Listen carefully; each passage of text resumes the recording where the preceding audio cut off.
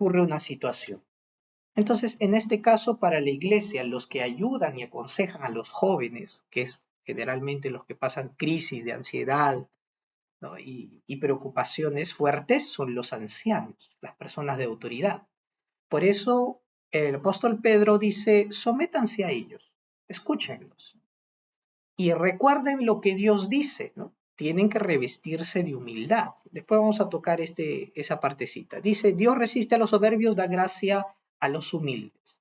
Y hay que identificar, porque hay actos de soberbia que parecen humildad o que parecen cosas normales, pero que están con matices de soberbia, y eso no nos deja acercarnos a Dios, ni hacer bien nuestras cosas. Dios dice, sean humildes, ¿no? Y si están pasando por ansiedad, ¿no? Desechen ese orgullo que les impide acercarse a Dios, reconozcan su pecado, porque ahora este mundo a los constantes errores y equivocaciones le llama falencias, cosas leves, pero Dios le pone su nombre como son, pecado. Es una falta, es algo grave y se acabó. No, nosotros estamos acostumbrados a cada equivocación que cometemos a minorarla o ablandarla para justificarnos. Eso no sirve delante de Dios.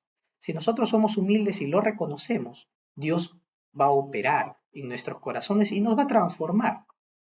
Por eso dice, echen toda vuestra ansiedad sobre Él, porque Él tiene cuidado de ustedes. Dios quiere cuidarlos. Es por eso que Dios les llama a la humildad.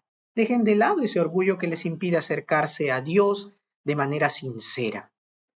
Muchas veces pensamos que podemos controlar o querer solucionar todos los problemas que vienen a nuestra vida, a nuestra familia, pero nos topamos con una gran pared que muchas veces nos tumba la depresión. No sabemos cómo lidiar. Entonces, dejen eso en manos de Dios y Dios los cuidará. Ahora, y para comenzar, ¿no? Porque esto ha sido una introducción acerca de analizando el texto, vamos a ver acerca de Pedro. Miren ahí, Pedro está feliz, ¿no? ¿No? Pero Pedro, así como todos nosotros, cuando él estaba caminando con Jesús durante esos 3 años que Jesús andó en la tierra, él pasó muchos eventos contra los diversos tipos de ansiedad. Y en los evangelios, en los 4 evangelios, está registrado cómo él afrontó estas ansiedades, cómo falló en algunas también, y cómo después de Cristo él nos da un buen consejo contra la ansiedad. Primero, ¿se acuerdan del episodio en donde Jesús viene caminando sobre las aguas en medio de una gran tormenta en el mar de Galilea? Y los discípulos pues querían cruzar de una orilla a otra, por eso fueron en bote. Y en medio de esa gran tempestad Jesús parecía un fantasma, pero era alguien caminando sobre unas aguas embravecidas.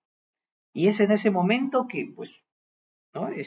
Jesús les dice, soy yo, no teman, no tengan miedo. En medio de una situación muy, muy complicada que les daba miedo. Y en ese momento Pedro se levanta, ¿no? En medio de ellos y le dice, Señor, si tú eres el Cristo, haz que yo pueda ir a ti, que yo pueda caminar hacia ti, en medio de este mar embravecido. Y así como Pedro, también queremos, en medio de situaciones muy críticas y muy duras, caminar sobre esas situaciones que nos dan ansiedad, miedo y temor y llegar a Él. Pedro comenzó a caminar sobre las aguas y mientras ponía los ojos fijos en Jesús, caminaba sobre las aguas. Pero en un momento quitó la mirada de Jesús y comenzó a ver pues la lluvia, el trueno y el mar que se sacudía fuerte y comenzó a hundirse. Y claro, y comenzó a hundirse rápido. Y él clamó diciendo, ante este problema, Señor, sálvame, porque él estaba seguro de que moriría ahogado. Señor, sálvame. Una cosa es caerte en el agua. Uno puede saber nadar, pero tú te caes al agua y el agua está tranquila y no pasa nada, tú flotas, ¿no? pero trata de salir a la superficie en medio de una tormenta, pues. Las olas, apenas salen, las olas te revuelcan hacia abajo y tratas de salir y de nuevo te golpea y no puedes. Ahora, en medio de eso, ¿en cuántas situaciones hemos querido sobrellevar la ansiedad y estamos como Pedro que nos ahogamos?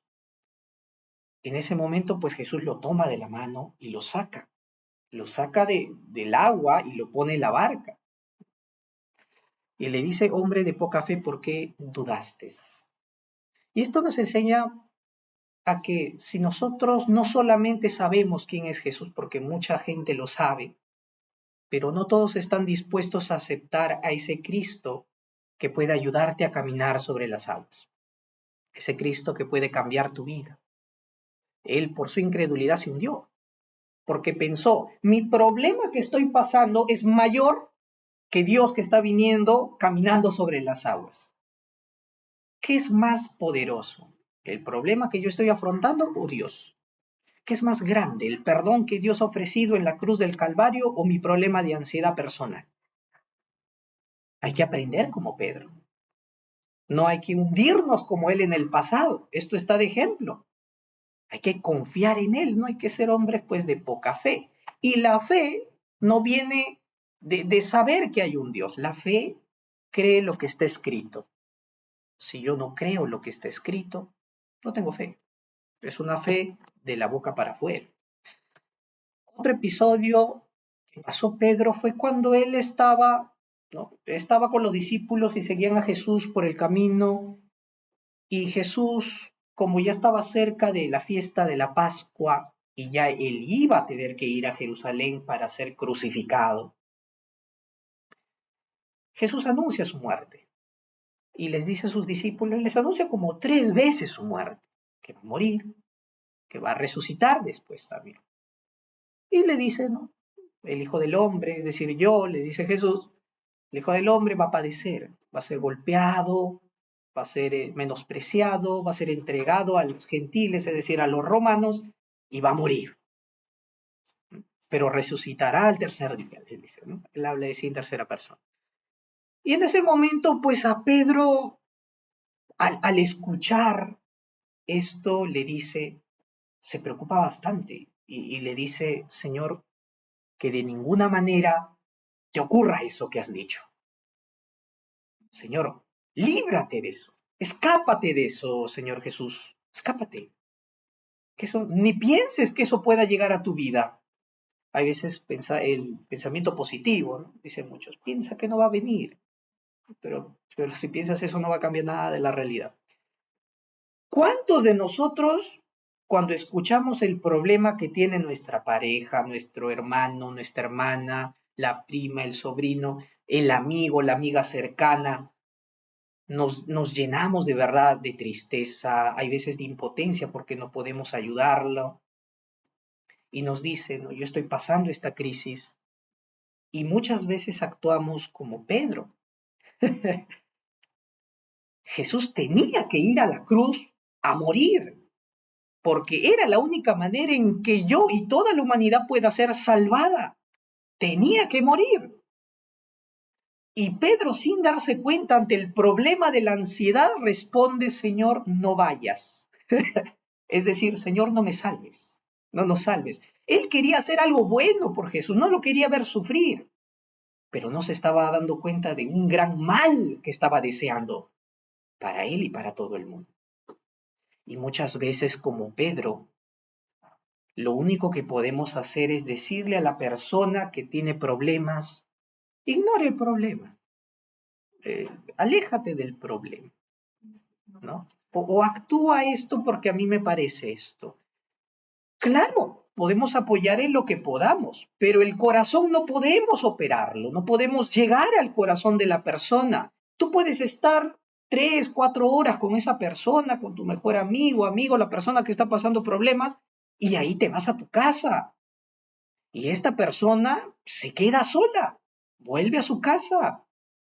¿Cómo trata esa persona con este problema solo con un mero consejo? Pasan las horas, pasa el tiempo y el problema vuelve de nuevo a la cabeza.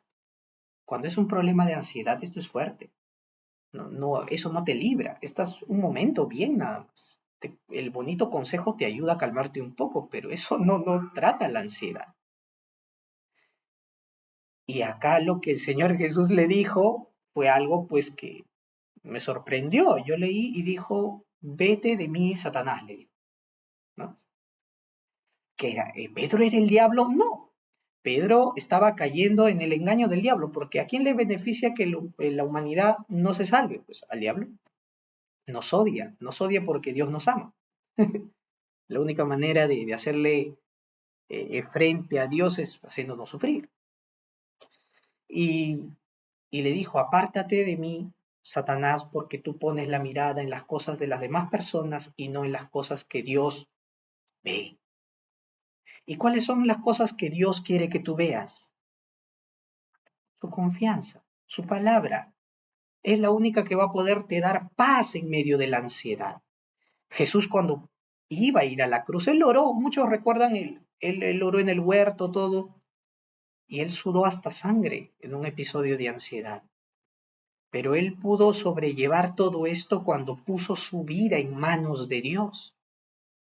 Y está científicamente comprobado que el cerebro humano, ¿no?, puede estar mejor en un estado de paz, de quietud y de calma más cuando se concentra en la lectura o en la oración de la palabra de Dios. Está comprobado.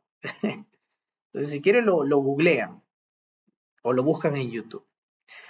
Bien, otro episodio de Pedro fue cuando ya en la noche en que iban a arrestar a Jesús, vinieron los soldados romanos junto con Judas. Judas le da el beso para identificar a Jesús, le da el beso en la mejilla, porque así se saludaba.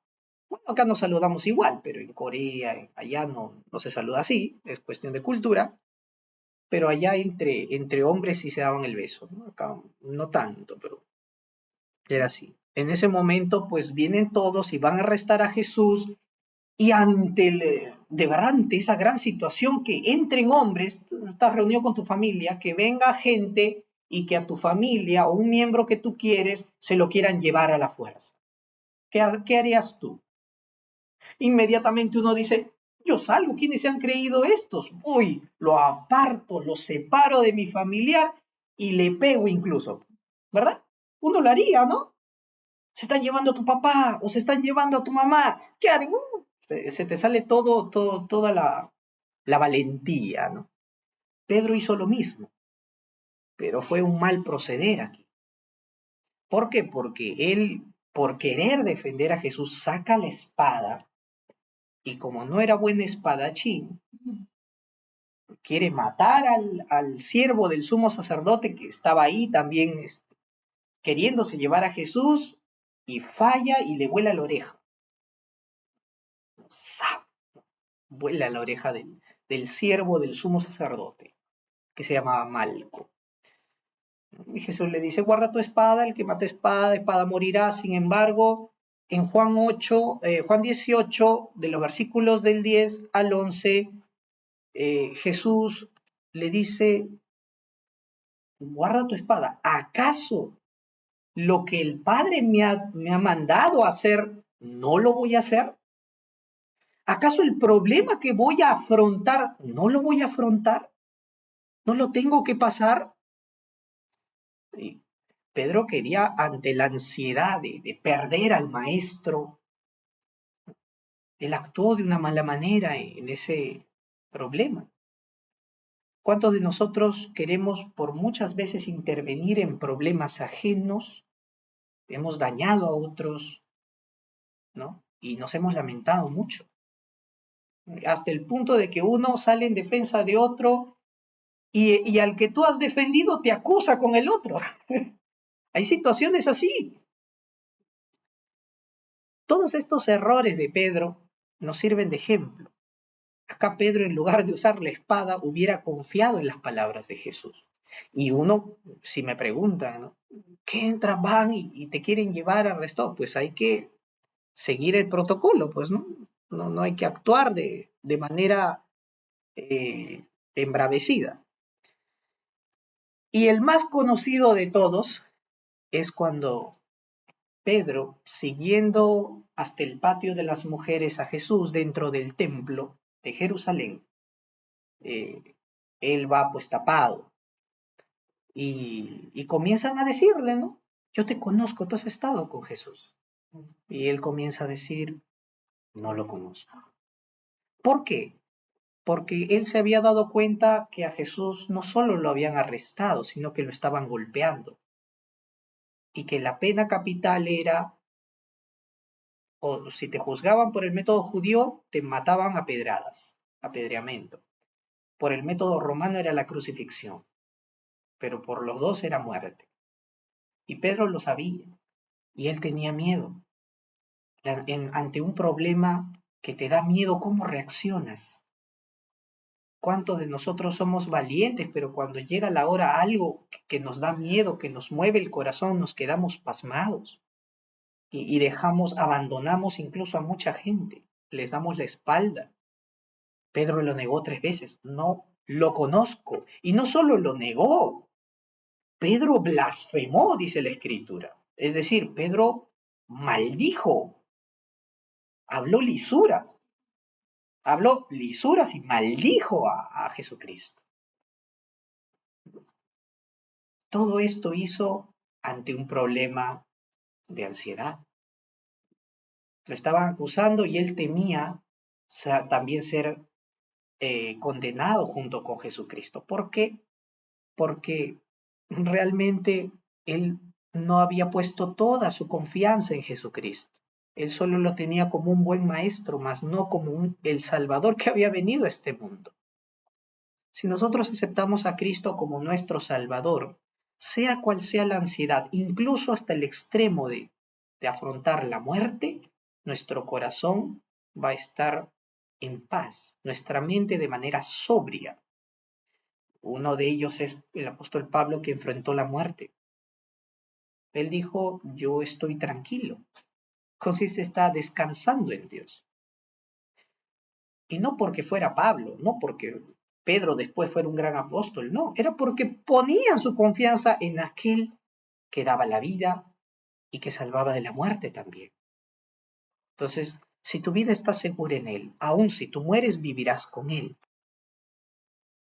La confianza que Pedro, después de que Jesús resucita, él llega a entender estos episodios de su vida. Actuó mal ante el problema de la ansiedad, del afán en muchas ocasiones, ¿no? Y él nos da este consejo que hemos leído. Toda ansiedad que ustedes estén cargando, porque la cargan, decimos, deshazte de la ansiedad, transfiérelo, pero en realidad nos la quedamos. Una prueba es que todavía seguimos cargados, molestos y tristes. Echen toda su ansiedad sobre Dios, no solo algún aspecto, toda, porque aquel que sustenta tu vida se hace cargo no de una parte de tu vida, sino de toda. Cuando Cristo fue a morir en la cruz es para redimir y salvar toda tu alma, no solo un aspecto de tu vida o ayudarte solo en el colegio o en los quehaceres de la casa o en tu trabajo. El Señor se ha comprometido a salvar toda tu vida y restaurar y sanar todas esas áreas.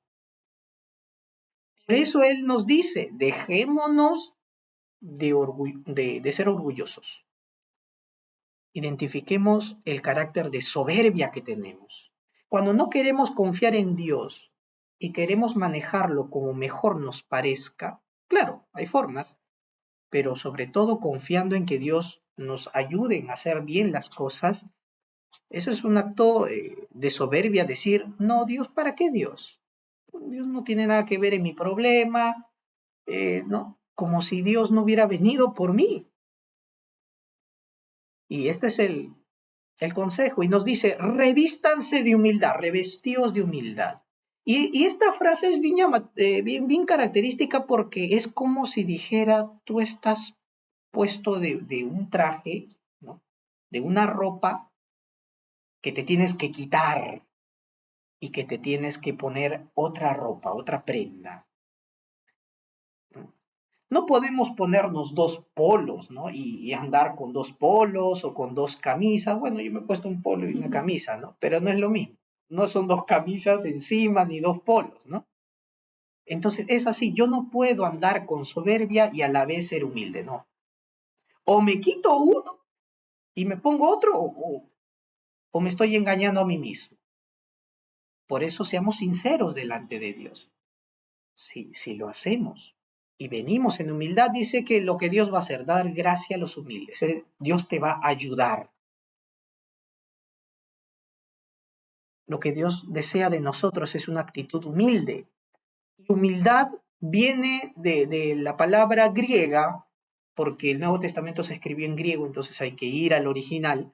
El Strong 5011, la palabra tapeinos, se refiere a amarrarse a sí mismo o amarrar a uno, a una persona con un lazo. ¿A qué se refiere esto? Se refiere al acto de ceñirse, de atarse a algo. Y sabemos que la humildad es símbolo de servicio, es sinónimo de servicio, de ayudar, de servicio a otros. Por lo tanto, una cosa que se amarre en la cintura, ¿qué les, para hacer algo, qué les recuerda? Cuando alguien va a hacer un trabajo que tengas que ensuciarte o que tengas que hacer esto, ¿qué cosa te puedes amarrar? Te tienes que poner y amarrarte en la cintura para que para que no te ensucies, ¿no? Y puedas trabajar en eso. Claro, un mandil. Los que lustran zapato, los que van a, ¿no? Los que pelan así las carnes de los pollos, las carnes, todo se pone mandil. Y ese mandil es un acto de servicio. Y a eso apunta la humildad, ¿no? Ahí está el mandil, ¿no? No les puse porque quería que lo pensaran. ¿Qué es la humildad? La humildad, ¿no? Podemos buscar muchas definiciones, pero podemos decir esto que es la humildad. La humildad hace que tú no estés por encima del servicio a los demás, ni por debajo de las tareas más inferiores que puedan ser para otros. Si hay algo en lo que puedo ayudar y servir a mi prójimo, a los demás, lo puedo y lo debo de hacer. Una persona que no es cristiana, normal, yo lo entiendo. Pero aquel que realmente cree en Dios y aquel que conoce realmente el ejemplo de humildad más grande que es Jesucristo, no va a dudar en hacer esto. Va a imitar lo que Jesús hizo. Y acá quiero darles un dato histórico. En el mundo griego del siglo I, es decir, en la época donde se escribieron pues, los evangelios, donde vivían los apóstoles, en esa época, en el siglo I, todo el mundo era grecorromano. Y ese mundo, pues, todos hablaban griego. El que menos hablaba griego. Es como ahora que la gente, el inglés es todo conocido. Y ser humilde en el siglo I conllevaba a ser una persona menospreciada. ¿Por qué? Porque una persona humilde trataba y se encargaba de los actos más humildes. Por ejemplo, una persona, podemos decir, a personas que recogen basura, por ejemplo. Es un acto humilde, tienes que trabajar, recoger los desechos, estás con todo tu traje. Y en el siglo I eso lo veían como algo despreciable.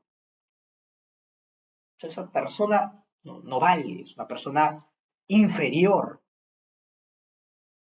Y así, o sea, en las tareas más humildes y sencillas, por ejemplo, eran menospreciadas las mujeres, eran menospreciados los niños, ¿no? Y había mucho racismo también, pero el trato con las personas en calidad humilde era muy fuerte.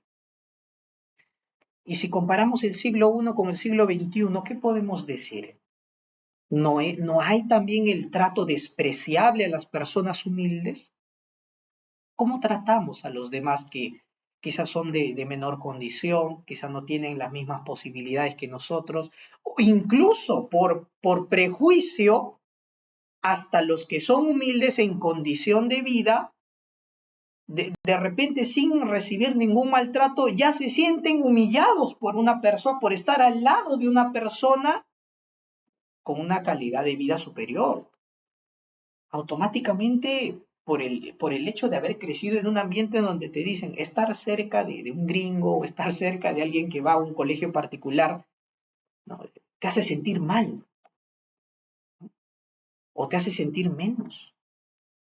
Hasta ese punto ha llegado la sociedad hoy en día y la gente lo ve como si fuera algo normal, cuando de verdad es algo que da pena.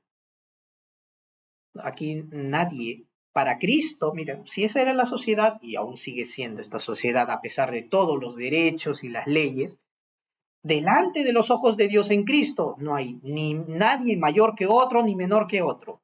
Todos somos iguales delante de Él en valor, en importancia. Hablamos de humildad y un ejemplo de humildad lo dio Jesucristo. En Juan 13, del 4 al 5, ustedes se acuerdan, pues no, incluso por las películas y porque lo han leído también en la Biblia, se acuerdan que en la última cena, antes de que Jesús fuera arrestado y todo esto, la última cena con sus discípulos, él lava los pies de sus discípulos. Y uno se pregunta, no, era la despedida. No. ¿Saben por qué Jesús le lavó los pies a sus discípulos? ¿Era una muestra de humildad? Claro que sí, pero hay un aspecto cultural ahí. Porque las mesas de aquel tiempo, cuando se reunían a comer, no eran como estas mesas altas. Uno acá se sienta, los pies están ahí, estás doblado y estás ahí. Y todos los demás, tu rostro, tu cara, está lejos de los pies, debido a la silla y debido a la altura de la mesa. Pero en aquella época, y la costumbre de los judíos, era que la mesa era pegada al piso, solo un poquito elevada del piso. Y todos comían sentados, o sea, con tus pies doblados. Prácticamente la altura de la cara con los pies estaba cerca. ¿Y qué había pasado? Que los discípulos de Jesús se habían sentado a la mesa sin lavarse los pies. De andar todo el día, todo estaba lleno de polvo y olía por el sudor. Y acá viene la cuestión. En un grupo reunido, uno tenía que lavar los pies de los demás. ¿Quién era ese uno? El de menor importancia, es decir, el más humilde. Y como los discípulos se sentaron todos con Jesús y ninguno quería pararse para ser ese aquel que lavara, Jesús lo hizo. Miren el orgullo y la soberbia de los discípulos ahí, siendo seguidores de Cristo. Ninguno de ellos quería levantarse y decir, yo reconozco cómo soy y por amor a mi amigo, por amor a mi hermana, por amor a ellos, lo hago, porque lo amo. Uno lo hace, uno le lavaría los pies a su madre, a sus hermanos, a su familia. Y los cristianos deberían hacerlo, ayudarse unos a otros. Pero en ese círculo Jesús vio la soberbia de ellos. Y aunque no les dijo nada, bastó el acto que él comenzó a hacer de lavar a cada uno los pies para que se dieran cuenta. Esa era una costumbre de la época. Y todos se dieron cuenta. Por eso Pedro, porque comenzó con él, por eso Pedro le dijo, Señor, tú eres el maestro, tú eres el mayor que nosotros y me lavas a mí los pies. Yo debo de lavarte a ti. Por eso fue la expresión. Y le dijo, yo hago esto para que lo que me has visto hacer lo hagas. Ahí está Pedro, sonriente. Porque esto no solamente se quedó en palabras ni en una bonita anécdota. Esto pasó a practicarlo durante toda su vida Pedro, para entender que el mayor ejemplo de humildad es Jesucristo. No solo el hecho de que le lavó los pies a los discípulos, sino lo que nos dice Filipenses 2 del 3 al 5. Y esto es lo que el apóstol Pablo y Pedro y todos los apóstoles debían de enseñar a las iglesias. Nada hagan por contienda o por vanagloria, antes bien con humildad, estimando cada uno a los demás como superiores a él mismo. Ahí está la definición de humildad. No mirando cada uno por lo suyo, A diferencia de la humildad, el egoísmo solamente se mira a sí mismo, sino cada cual también por lo de los otros. Haya pues en vosotros este sentir que hubo también en Cristo Jesús. Esta actitud, este sentir que hubo en Cristo. ¿Y qué hizo Cristo? Siendo Dios en su gloria en el cielo, no tenía por qué venir a salvar. No tenía ninguna obligación, no tenía ni teníamos mérito para que Él viniera a salvar. No lo merecíamos. Sin embargo, Él, en una gran expresión de humildad, se despoja de la gloria que Él recibe en el cielo y viene y nace como un ser humano en esta tierra. El mero hecho de venir como un ser humano ya es un gran acto de humildad. Dios vestido con un ropaje humano, privándose de una gloria magistral que Él tiene en sus ángeles, sobre toda la creación y etc. Y Él muere como la peor persona del mundo en un madero, en una cruz, donde morían los peores criminales, ¿no?, de Roma. Ningún ciudadano romano moría crucificado, solo los traidores, los peores criminales.